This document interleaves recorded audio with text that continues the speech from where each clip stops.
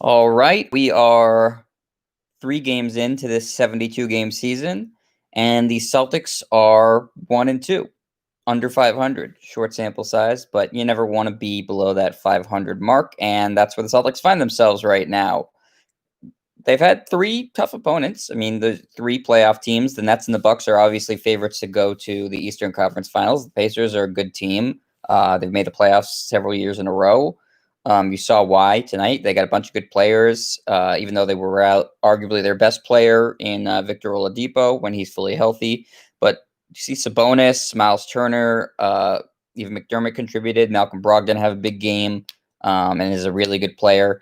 And the Celtics were hit with what has been a theme of this team under Brad Stevens, which is a terrible third quarter and coming out of the half unprepared and unmotivated. And it's really frustrating as a fan to see it happen over and over again.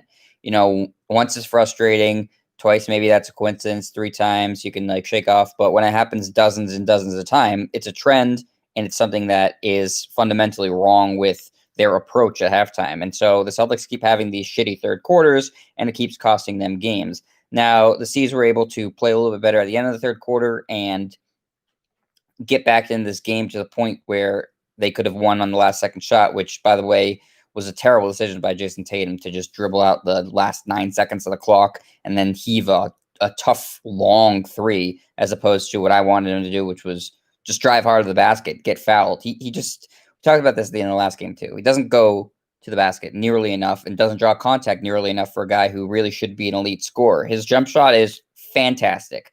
There's not a lot of guys in the league that have a better touch and a better jump shot than Jason Tatum, but he needs to make the referees call fouls. He needs to get to the rim and convert and ones, or get to the rim and draw foul. He just doesn't do it enough. And he was a little sloppy with the ball at points today. This wasn't his best game. The numbers would tell you he had a really good game because he finished with a team high 25 points. He also had 5 assists and 11 rebounds, but he did have 5 turnovers, which is never helpful. The Celtics were particularly sloppy in this game, 18 team turnovers. That's not going to win you a lot of games when that happens. I will say on a positive note, I really, really like what they got from Peyton Pritchard. My Oregon guy off the bench, some nice 3-point shooting, some smart playmaking, and I really even more so liked what they got from Rob Williams, who in the 2 games he's appeared in this season, I think has outplayed both Tristan Thompson and Daniel Tice. I would put him as your starting center right now. You either bring Thompson off the bench or play 2 bigs, him and Thompson. Tice has been nowhere to be found so far this season. Again, only 3 games in. Hasn't looked good. Hasn't looked like the Tice we saw from last year. I think Rob Williams has improved.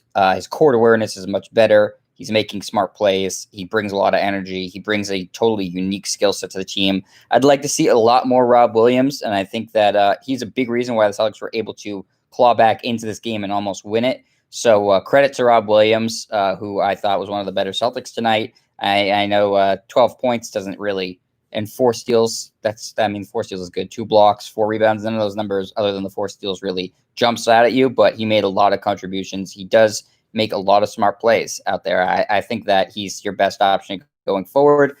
Jaylen Brown was pretty good tonight. Not as great as he's been in the past 2 days. Only 18 points. You'd like to see those points numbers go up.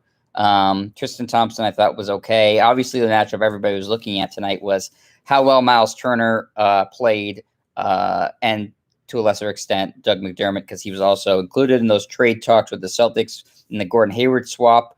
The Celtics had to compete with that. Tristan Thompson and a traded player exemption. Traded player exemption did not play well tonight, had no stats to record, just sat there. And Tristan Thompson finished with 7 points, 8 rebounds, 1 block. Nothing spectacular. I didn't think he was that great tonight. He wasn't bad, but the Pacers bigs outplayed him. Myles Turner did what Myles Turner sort of does. 5 blocks on the night, 10 points, nothing great there. 7 rebounds, made a couple of big defensive plays. I see what the problem is with him, in that he falls in love with the 3-point shot a little bit too much. He has that sort of Joel Embiid syndrome, as my cat makes an appearance. Hi, Cisco.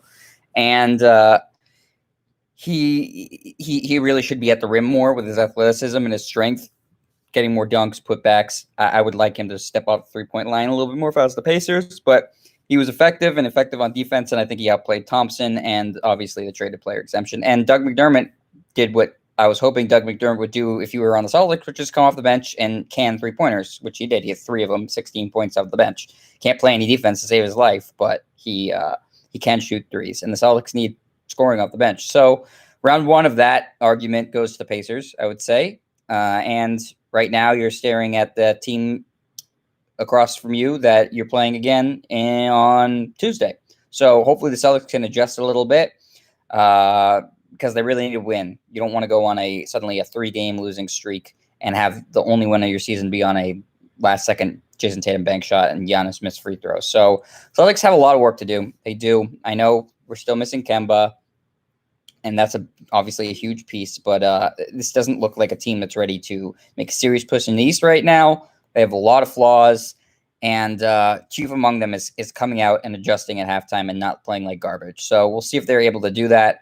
I think things would have looked a lot better had Myles Turner and Doug McDermott been in green tonight.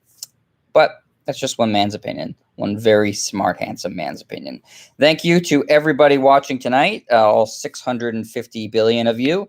And I'll talk to you after the next Celtics-Pacers game, which is on Tuesday. Have a good one. Stay safe, stay healthy, wash your hands, wear masks, social distance, do all the good stuff. We're almost there. We're getting there. We're so close to the end of this. But at least we have basketball to keep us company. All right. See ya.